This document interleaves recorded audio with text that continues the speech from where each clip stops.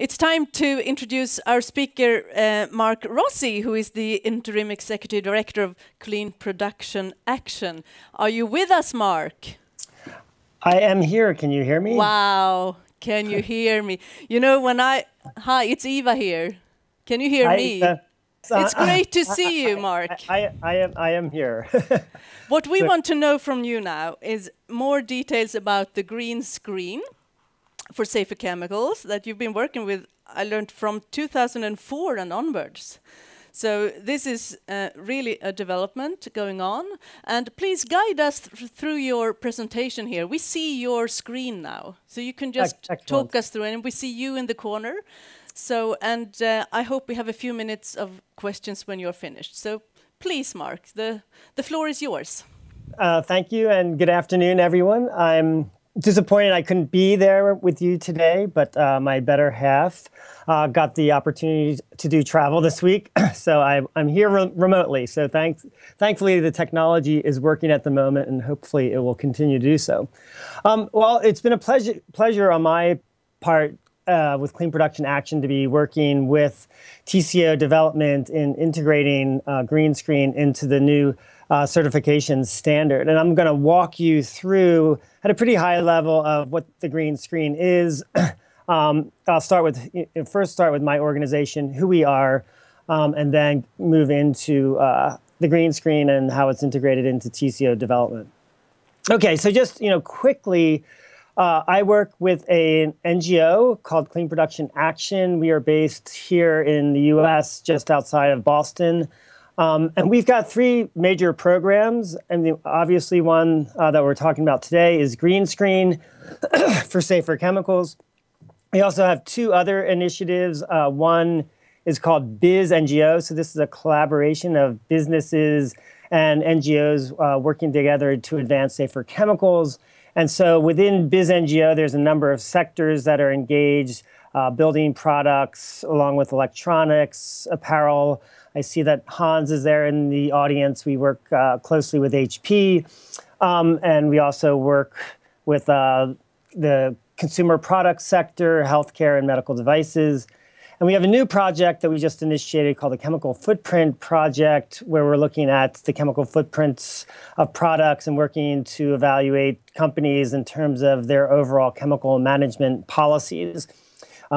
It was interesting that Nicholas noted around conflict minerals, the importance of having policies. And what we're doing with the Chemical Footprint Project is looking at holistically at organizations and their chemicals policies. And I'll just say also a note, I don't know if anybody is in the audience there from ChemSec, but we work a lot with the Swedish NGO ChemSec on all of these projects. Okay, let's see. Okay, so what I'm going to do is give you a quick overview of what is GreenScreen. So what it is, in the toxicological area, you have risk assessments, right? And risk assessments are a combination of hazard assessment times exposure assessment equals risk.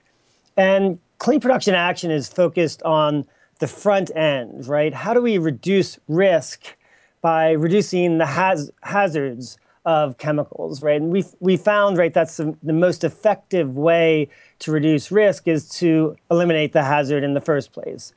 And so that was the motivating principle behind GreenScreen.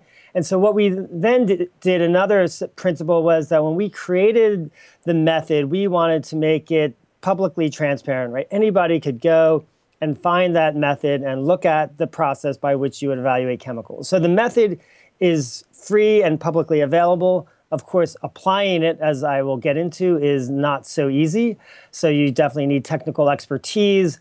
And that's where scientifically robust comes in. The GreenScreen has been evaluated and peer-reviewed by scientists with toxicology expertise, epidemiological expertise in the public health space, environmental health space.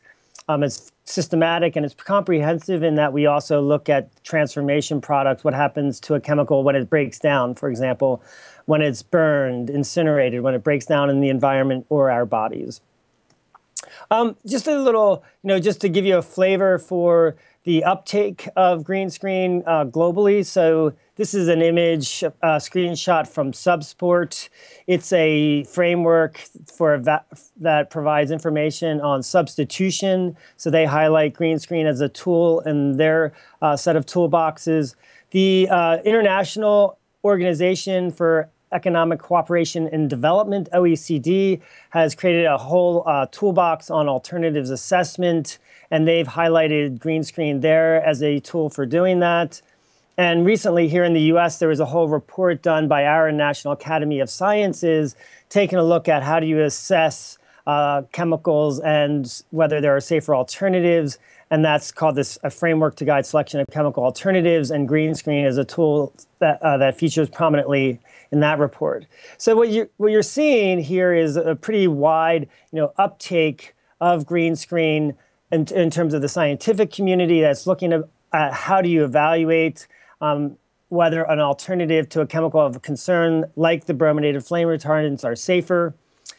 Here in the US in 2013, GreenScreen was integrated into our national green building standard, and we just released a report, actually a guidance document on how to use GreenScreen in the green building standard here, which is known as LEED.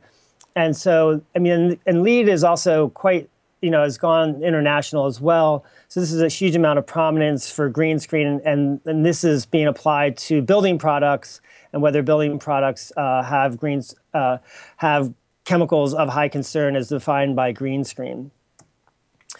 This is a slide from HP. So this is talking about their, the value that they get from the GreenScreen and how they apply it. Right, so key screening tool for HP uses for evaluating alternatives assessment when replacing a restricted substance, right? It enables identification of better materials and not just minimum acceptable. So I'll come into how that plays out. And then, of course, for HP, right, GreenScreen is part of its assessment tools, and it gets applied along with risk assessments, life cycle assessments, and carbon footprinting. Okay. So what is GreenScreen? Getting into the details? What we're looking at is 18 different hazardous endpoints. So we've got carcinogenicity, mutagenicity, reproductive toxicity. We also look at persistence and bioaccumulation. We look at then also explosivity and flammability. So you have these 18 different endpoints that are evaluated for each chemical. So when you take that chemical, let's say it's decabromo diphenyl ether, a brominated flame retardant, you would evaluate it for those different 18 endpoints. And those 18 endpoints are evaluated in terms of their levels of concern to human health or the environment. And so it gets evaluated based on whether it's low, moderate, high, or very high concern.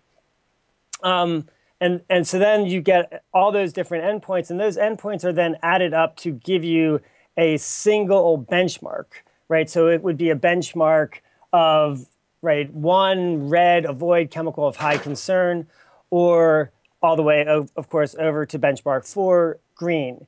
And so what we've seen, right, is that it's very hard to get over to green where a chemical is inherently low hazard for all those different 18 endpoints. But what we're seeing is a lot of movement, right, from the red chemicals into the yellow benchmark 2 chemicals, or the orange benchmark 2 chemicals on into the yellow benchmark 3 chemicals. And that's where the TCO standard comes in. But so what I think is really cool about GreenScreen is it takes this hugely complex set of information, right? 18 different endpoints, toxicological data that many folks would have a hard time understanding what that is. And then it really sums it up, right? It sums it up into these 4 different benchmarks. And so those benchmarks, right, are easy to really understand by anybody, right? So you've got, down here, you've got the red chemicals, the chemicals of high concern, and then you have the alternatives. And that's where TCO comes into play, right? Where TCO is saying, okay, we're going to accept as acceptable alternatives those that are more preferable using the benchmarks. So wanting the chemicals to be in the benchmark 2 orange, benchmark 3 yellow, and benchmark 4 green. And that's the what's really nice about this too. I mean, we were talking about the chemical industry earlier and the supply chain. Is it provides a really clear mechanism to explaining to the supply chain what brands, what TCO development and TCO certified is looking for in terms of evaluating the flame retardant alternatives. So right now they've got a clear set of criteria by which they can go and evaluate the alternatives and see whether they meet the criteria of GreenScreen, right? So it's a really nice transparent method for communicating across the supply chain. And then of course, for TCO, right, it provides a clear metric to say, all right, here, are there safer alternatives or not?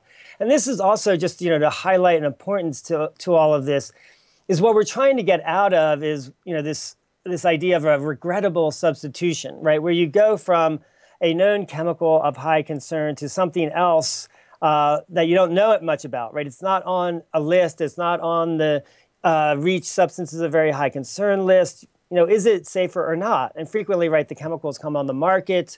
They may not have had full evaluations of them. And so what GreenScreen also is doing is driving companies to do further testing of those chemicals. Because if there is data gaps, you get dinged in GreenScreen, and it's potential, right, you don't get a score because of all the data gaps. So what that is also driving is for chemical manufacturers to provide information on the testing of those chemicals. So just moving to wrap up here, for further information, you can go to the website, so greenscreenchemicals.org, to find out, everything that's happening within GreenScreen. And of course, feel free to contact me with any questions you might have. So with that, I'd say, thank you for inviting me virtually. It's great to be there on the screen, and I'd be glad to take any questions, Ava. Thank you, Mark. You're on the green screen, Yeah. I'm sure there are questions. Good. Thank you so much. I think this is so sustainable. I love this with being there and here at the same time, Mark. So please, questions. And Niklas, why don't you come ahead as well? Niklas Rydell also can take questions. I think we had one there. So we start with you, and please say your name also, because Mark won't see you. So. Just a note, when we're asking questions, make sure you put the microphone very close to your mouth so we can pick it up on the audio. That would be great. Thank you. Yes, thank you. I have a question for Niklas. My name is Charlotta Frenander. I'm working as a consultant for a firm who working with public procurement and public affairs. I have a question about this issue you have raised about conflictive minerals. I think we can agree that that is a kind of illegal activity. But is the issue addressed by an international convention or United Nations actions or something like that? Because the problem with public procurement to take that sort of criteria into purchasing public activity can be problems if it's not addressed in an international legal action or something. Do you know how? Yeah, I mean, there are legislation in the US, for example, the Dodd-Frank Act. European Union is working on the legislation for conflict minerals. So I believe that the topic is clearly addressed by governments all over the world. The challenge is to speed it up and to what we are trying in TCO Certified is to go beyond legislation, to do something faster than legislation, and to get brand owners and buyers engaged in advance of that. And as I said, we are doing a first step here, and we are trying to take the next step in 3 years. But the topic is clearly addressed in governments all over the world. And Dodd-Frank is one example, and you can read about the European suggestion for a legislation as well. Thank you. So we have a question over here. Yes, just wait for the microphone, please. My name is Jolanda van Rooij, and I'm a PhD candidate at Ångström, so the Technical University of Uppsala. I basically have two questions, one for Niklas and one for Mark.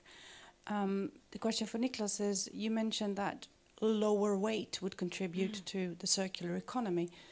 But that in essence means that you're replacing high value metals with plastics that are usually not so circular in its way of treatment. So how come it is contributing to circularity in your view? Yeah, so this of course is a simplification. If you're working as a purchaser and you're purchasing thousands of products every year, you need to find some key figures that you can track over time. And it's difficult to get that scientifically accurate all the time, but you get overall, if you can reduce the volume and the weight, normally the products that are less weight, they have also less volume normally, and then you can reduce the raw materials that are used in them. I agree with your point that if you are using metals that are normally more easily to recycle. So of course there are occasions when this simplified key figure will not give you the correct idea. But in most cases, if you can reduce the weight from 2 tons to 1.5 ton, you have reduced the waste stream from your purchasing. Thank you. The question for Mark is I saw all the toxicity and the endocrine disruption, and there was a whole list. But how do they weigh them? I mean, if you have a long-term low exposure to endocrine materials, you might eventually devolve cancer. So it's like, how do they test this? Is it 1 year, 5 year, 20 years? Like some chemicals in low amounts actually are toxic, but not immediate. Is this in the long run? How is it measured? Or I'm curious. Yeah, thank you. Yes. And may I also add to that question, Mark? What about mixtures and cocktail effects? Is that something that you address as well? Thank you. Okay, I'll start with the first one. So the way that the framework gets evaluated, so and there was embedded a couple questions there. So the framework, so each of those benchmarks has a set of criteria by which a chemical would be structured, would be folded into a benchmark 1 red chemical. And so when we set up the benchmark 1 criteria, we grabbed criteria based on the criteria governments use to restrict chemicals. So it aligns up with, with the REACH substances of very high concern, US, Canada, and those criteria. So for example, if it's persistent, bioaccumulative, and toxic, it's a benchmark 1. If it's high for carcinogenicity, mutagenicity, reprotox, as well as endocrine disruption, then it's a benchmark 1. So that's first, like how we did the valuing. The second, and so certainly embedded in that is a set of weighting criteria that we used. And then to the question then around the endpoint. So if you take any one of those endpoints, cancer, endocrine activity, etc., we have toxicologists who then who are licensed by Clean Production Action to do the GreenScreen assessment. Those toxicologists go in and take a look at the literature. So we're not involved in any new testing at all. They go in and they look at the literature that is available. And if there isn't any literature, they will also do modeling data for where models are appropriate to fill in data gaps. And so then for endocrine activity, then they would be looking at that literature and say, okay, well, is the weight of evidence, even at low dose exposure to cause adverse effects, sufficient to say that endocrine activity for bisphenol A, for example, is a high, right? So they go in and make that call, but that's their profession. So that's the answer to the first question. Synergistic effects, and I believe, Ava, that's you that asked that question. that's a really challenging one, and certainly one that GreenScreen would not be doing. So we wouldn't, for example, say for phthalate chemicals, take a look at, well, if you looked at our exposure as people to all the different phthalates and what type of synergistic effects you get, or even additive effects you would get from that, GreenScreen does not make that calculation. It would just say for diethylhexylphthalate, DHP, if you're exposed to that chemical, right, does it cause reproductive toxicity, for example, or endocrine disruption? It wouldn't look at all those different phthalates.